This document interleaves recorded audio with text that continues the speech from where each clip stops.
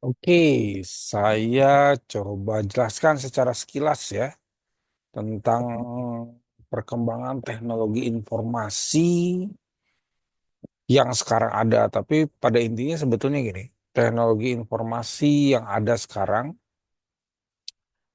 ah, sudah digantikan dengan artificial intelligence. Tapi kita bahas seberapa besar keberhasilan teknologi informasi dalam hal ini ya. Baik. Dalam sistem informasi ada beberapa hal yang perlu dilihat. Ada sistem, ada informasi, ada manajemen. Tiga pola ini nggak lepas dari sebuah proses yang namanya eh, data yang diolah untuk menghasilkan sebuah informasi yang sesuai dengan tujuannya ya.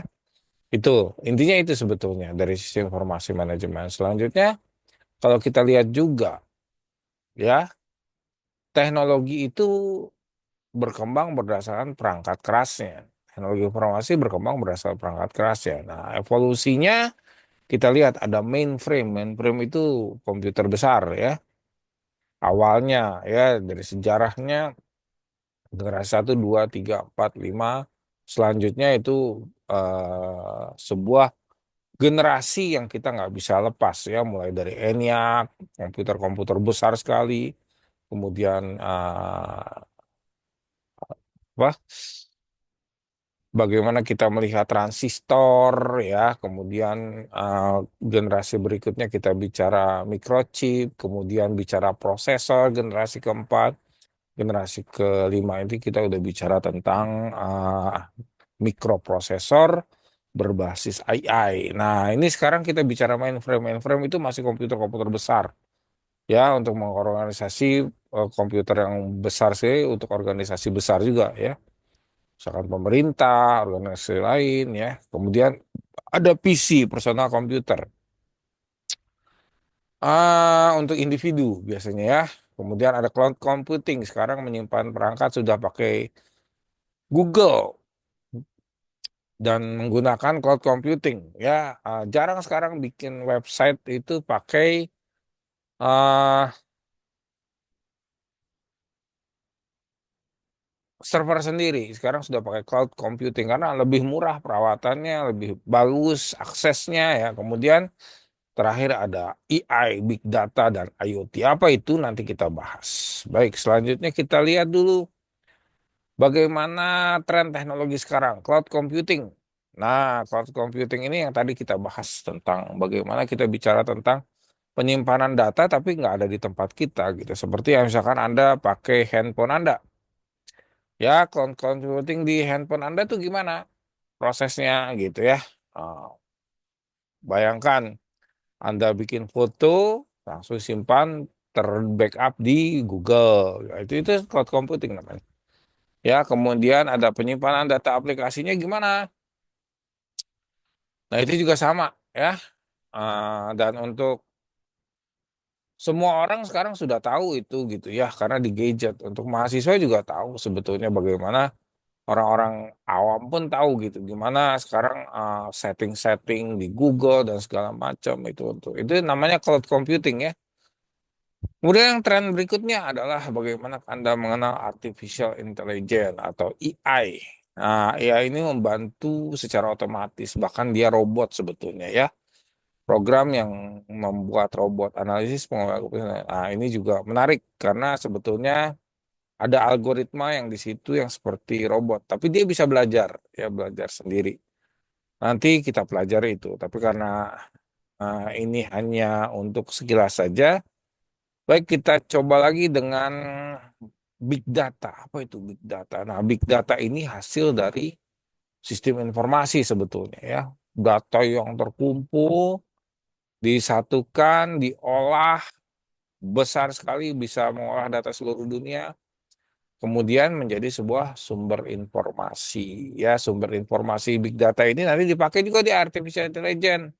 Ya, dipakai di artificial intelligence. Buat apa? Ketika Anda bikin pertanyaan pakai prom-prom di artificial intelligence mau ChatGPT, mau Gemini, Gemini, terus mau black box, mau Perplexity, mau DeepSeek, banyak sekali artificial intelligence yang bisa dipakai. Yang buat gambar, misalkan pakai apa? Bing Image, dan banyak banyak yang harus Anda coba-coba dengan artificial karena zaman sudah berubah dari sistem informasi menjadi artificial intelligence, ya. Nah, kita lompat ke setelah kita bicara tentang data dan segala macam, tantangannya apa? Tantangannya adalah keamanan data, kebutuhan adaptif, dan kompleksitas yang tinggi. Keamanan data itu sangat penting dalam sebuah model informasi. Kenapa? Karena sangat penting sekali. Di sana ada proses di mana data diolah. Data apa saja banyak. Bagaimana kalau data-data sensitif, ya, perusahaan punya, atau data-data negara, keamanan negara dan lain sebagainya, itu harus eh, memiliki tingkat keamanan tinggi. Terus kebutuhan adaptif, perusahaan harus cepat beradaptasi dengan perubahan teknologi itu. Nah, perusahaan ini sekarang sudah banyak menggunakan artificial intelligence misalnya. Bagaimana kita ini sebagai orang-orang yang eh, sekarang ada di era digitalisasi, bidang AI beradaptasi dengan artificial intelligence. Karena gelombang artificial intelligence sudah tidak bisa dibendung, ya. Terus kompleksitas teknologi juga demikian. Untuk teknologi sama halnya dengan yang sekarang ada. Orang berbondong-bondong untuk memiliki server yang bagus, pengolahan data yang bagus, perusahaan-perusahaan canggih, bahkan para investor-investor nih sekarang sudah masuk ke dunia AI. Artinya dia mau berinvestasi tinggi untuk aplikasi-aplikasi artificial intelligence. Artinya apa? Artinya ada pendanaan khusus untuk pembuatan artificial intelligence, ya, pembuatan robot yang bisa dipakai banyak orang itu, ya. Kemudian bagaimana kita melihat peluangnya sekarang, peluang dari sistem informasi itu sendiri, ya, peluang teknologi informasi di dalamnya. Bagaimana ini peluangnya? Harus diperhatikan peluang-peluang teknologi informasi, ya. Eh, di mana akses global merupakan sebuah hal yang penting yang perlu di kita singkapi bahwa kita sudah masuk ke dunia digital, itu sudah masuk ke dunia secara global, mendunia, ya. Perusahaan-perusahaan sekarang sudah tidak lagi ada di lokal. Semua masuk pasar global, soalnya stock exchange, mata uang, currency, ya, berupa Bitcoin. Jadi akses-akses global di dunia teknologi informasi sudah sangat luas. Nah, makanya dalam hal ini tentu kita nggak boleh ketinggalan dalam mengakses dunia global tersebut. Kehilangan waktu, kehilangan ini untuk itu akan mengakibatkan kita seperti mundur, padahal kita tertinggal gitu. Nah, ini akses global kita sudah sangat luas, ya. Kemudian ada inovasi produk menggunakan teknologi, penciptaan produk atau layanan baru. Nah, sekarang AI ini sudah betul-betul masuk ke dunia ini loh, ya, menggunakan teknologi menciptakan produk layanan baru. Artificial intelligence sudah masuk ke dunia teknologi di mana Anda bisa menciptakan sesuatu. Ya, banyak nanti makin kita bisa mengenal AI, nanti AI akan membantu Anda memproduksi sesuatu, bukan hanya informasi saja, tapi memproduksi barang misalnya. Ya, nanti AI akan coba bantu. Bagaimana Anda, nah tinggal Anda belinya saja gitu. Anda pengen barang apa, Anda bilang sama AI, nanti AI bisa melaksanakan keinginan Anda. Dan perusahaan-perusahaan sekarang sudah menuju ke situ, ya. Nah, jadi Anda tidak hanya terima penawaran, tapi bagaimana sih Anda pengen, misalkan sebuah tas dengan model tertentu yang Anda ingin, Anda bilang ke AI, nah ya yang bikinin, Anda yang pesanin gitu, ya. Nanti tinggal mesin atau saya butuh teknologi ini gitu. Ya, mesin yang bicara di situ. Nah, efisiensinya apa? Inovasi produknya apa? Nah, yang sesuai sama yang Anda inginkan. Nah, efisiensi operasional menggunakan sistem mengotomatisasi proses mengurangi biaya. Nah, ini untuk sistem informasi ya. Tapi AI sudah banyak nanti akan berkembang di situ. Ya, menyingkapi perkembangan teknologi. Berinovasi udah pasti. Tadi sudah kita bahas tentang inovasi, organisasi dan segala macam berinovasi. Investasi infrastruktur AI ya, pelatihan karyawan. Nah, sekarang orang sudah melatih diri melakukan pelatihan-pelatihan terhadap AI ya. Pengelolaan sumber informasi sebagai keunggulan informasi. Nah, sekarang kalau kita pakai sistem informasi berarti kita masih menggunakan data-data informasi. Nah, dasarnya adalah bagaimana sistem informasi nanti butuh sebuah model yaitu datanya dulu. Ya, data mentahnya diapain? Diolah. Tapi data mentah itu juga harus melakukan proses pengolahan. Misalkan filtrasi atau apa gitu ya. Nanti itu kita pelajari. Kemudian selanjutnya eh pengelolaan sumber informasi dalam SIM. Ya, ini banyak. Nah, ini hanya contoh-contohnya saja. ERP ini buat perusahaan. Enterprise Resources Planning. Nah, ini adalah jenis dari sebuah perusahaan di mana kalau biasanya kita sebuah perusahaan kenalnya dengan eh, kalau dia manual ya tidak mengenakan ini. Nah, cara keterhubungan saja antara antara satu bagian ke bagian yang lain. Biasanya kita pakai staff untuk bicara atau apa gitu. Nah, salah satu ERP adalah misalkan Anda butuh rapat, rapatnya sudah pakai digitalisasi. Nah, keperluan-keperluan rapat itu Anda eh, bisa tuliskan dulu.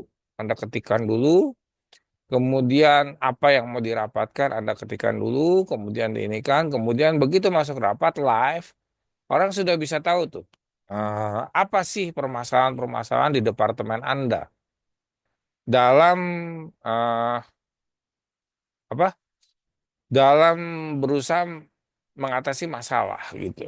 Nah, ini ada masalah apa di departemen Anda, Anda tuliskan dulu masalahnya apa. Nah, kemudian itu dilempar ke dalam sebuah room di mana rapat itu terjadi. Nah, disinilah kita membutuhkan suatu sistem informasi berbasis meeting itu ya untuk mengetahui dengan secara efektif rapat itu dibuat seperti apa gitu. Nah, itu penting. Itu salah satu contohnya saja RP.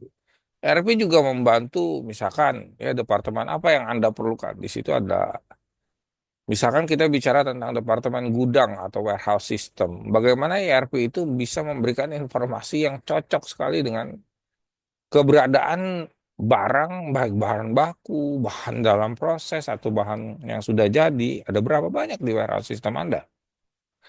Kalau perusahaan produksi, kalau perusahaan-perusahaan lain, bentuk lain, misalkan penjualan, dia bisa kasih tahu penjualan Anda seperti apa. Contohnya misalkan ada waralaba-waralaba atau departemen-departemen store yang cukup besar sekarang gitu. Dia butuh ERP. Anda bayangkan saja dia harus tahu bahwa oh di tempat ini di cabang yang ini nomor sekian itu sampai ribuan kan kita tahu ada kekurangan barang. Nah, kekurangan barang ini harus dilaporkan ke sistem supaya apa? Supaya cepat ditanggapi oleh pergudangan. Membuat pola apa? Pengisian kembali ya purchase order. Nah, itu sekarang sudah dilakukan secara otomatis ya.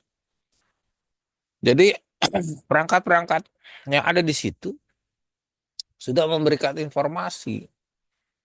Barang ini yang sudah habis, barang ini sudah habis. Langsung stok dari pusat gitu ya. Nah, itu salah satu contoh kegunaan ERP.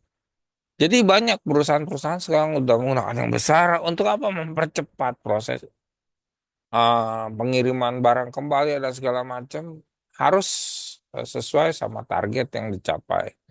Jangan sampai pas orang mau beli nggak ada barang tersebut, ya. Itu salah satunya. Anda bisa bayangkan banyak waralaba-waralaba yang hampir ribuan dalam satu daerah yang harus menstok barang-barang tersebut. gitu ya. Bagaimana dia menginformasikannya? Nah, tinggal menggunakan komputerisasi, ya, pemesanan menggunakan itu. Nah, itu salah contohnya. Nah, kalau yang kedua ada CRM. CRM ini ada saya buku-buku saya satu tentang CRM. Anda boleh baca itu. Customer Relation Management. Bagaimana mengelola hubungan pelanggan untuk mengingat loyalitas, ya, mengingat loyalitasnya. Ya, jadi kita nggak bisa cerita tentang pelanggan gitu aja. CRM membantu Anda untuk mengerti karakteristik pelanggannya, mengerti keinginan pelanggan. Nah, itu ya. Kalau pelanggannya cuma yang belinya cuma persona atau apa, tapi persona juga perlu diperhatikan ya. Apalagi perusahaan yang jenisnya besar, ya. Anda perusahaan supplier yang menggunakan CRM. Artinya Anda sudah tahu perusahaan A, kita harus supply jenis barang ini, tipenya ini, kualitasnya seperti ini. Nah, ini karakter perusahaannya seperti ini. Permintaannya seperti ini, karena dia produksinya seperti ini. CRM akan mencatat klien Anda kebutuhannya seperti apa. Itulah kebutuhan dari sebuah sistem informasi. Jadi harus kita tahu kliennya. Nah, makanya kalau perusahaan-perusahaan eksportir, importir udah paham nih hal-hal seperti ini, ya, tentang bagaimana mengelola customer relation management, ya. Kemudian selanjutnya adalah knowledge management. Ini pengetahuan mendasar tentang organisasi. Nah, keperluan kita untuk mengetahui pengetahuan mendasar ini sangat penting, ya, untuk memahami secara mendasar. Nah, itu sekilas tentang pengelolaan sumber dalam sistem informasi. Kita nanti bicarakan secara detail selanjutnya, ya. Selanjutnya adalah bagaimana kita melihat keunggulan melalui SIM atau Sistem Informasi Manajemen. Ah, ini baru sistem informasi manajemen, artinya belum masuk ke artificial intelligence, ya. Di antaranya adalah pengambilan keputusan yang lebih cepat. Karena apa? Datanya sudah diolah, sudah menjadi sebuah informasi yang cukup tepat untuk mengambil sebuah keputusan, ya. Misal saya bicara tentang penjualan terhadap barang tipe A ini masih lamban, artinya tidak laku terjual di daerah A. Ya, di daerah A ini tidak terlaku terjual, tapi kita lihat di daerah lain, tipe A ini sangat disukai oleh masyarakat karena kita multicultural, ya, multicultural, hati-hati. Dengan multicultural punya mindset berbeda. Nah, barang ini apakah harus kita lempar ke daerah tersebut? Apakah kita harus mencoba membuat sebuah kampanye produk di daerah tersebut sama persis dengan yang di daerah yang sudah kita masuk dan berhasil? Nah, ini adalah sebuah tipe pengambil keputusan yang dianalisis. Atau barang tersebut sudah habis terjual dan harus segera di stok ulang. Nah, ini juga sebuah hal yang perlu diperhatikan, ya. Nah, mudah-mudahan ini bisa dianalisis dengan tepat nanti ketika ada beberapa soal yang akan dibuat. Kemudian ada efisiensi biaya. Tentu saja model ini akan mengefisiensikan pembiayaan dari sebuah operasional melalui otomatisasi, ya. Jadi ini selanjutnya harus terus dikembangkan untuk mencapai sebuah perusahaan yang optimal, betul-betul optimal gitu, ya. Eh, nggak bisa sembarangan gitu, ya. Ada peningkatan eh, pengalaman dari pelanggan juga. Nah, ini CRM, ya, bentuk produk dan segala macam itu dicatat. Nah, keberhasilan perusahaan-perusahaan luar, perusahaan-perusahaan yang ini adalah pencatatan terhadap customernya, ya. Pencatatan terhadap berbagai customernya. Nah, kita lihat dunia digitalisasi sudah masuk ke dalam dunia seperti ini, seperti misalkan Amazon. Amazon ini memiliki big data, bukan barang, ya. Amazon itu bukan big data, bukan dia memiliki semua barang, tapi dia punya big data. Big data ini membantu orang untuk mendapatkan barang-barang. Ya, misalkan Anda mau barang-barang dari mana? Dari China, gampang sekali. Atau dari Amerika, gampang sekali. Atau mungkin Anda butuh sesuatu dari Nigeria, negara-negara yang seperti itu. Kalau mereka punya datanya, mereka akan menyajikan buat Anda. Film, Netflix. Ya, nah, Netflix ini juga membantu untuk mempersonalisasikan film-film apa sih yang Anda suka gitu ya. Nah, itu juga salah satu bentuk dari ini. Oke, Anda bisa lihat sendiri ya. Anda yang sudah punya Netflix, punya pernah coba Amazon, pasti sudah paham hal seperti itu.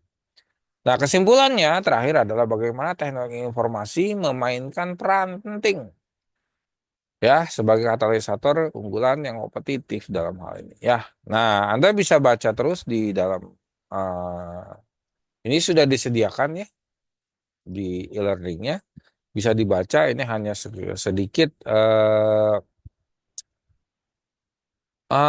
menjelaskan terhadap apa yang akan nanti dibahas di semester ini. Oke, sampai sini saja dulu. eh ya, kurang lebihnya nanti kita bahas lebih lanjut dari semester pertemuan di semester ini. Ya, tetap menjadi cerdas dan pintar.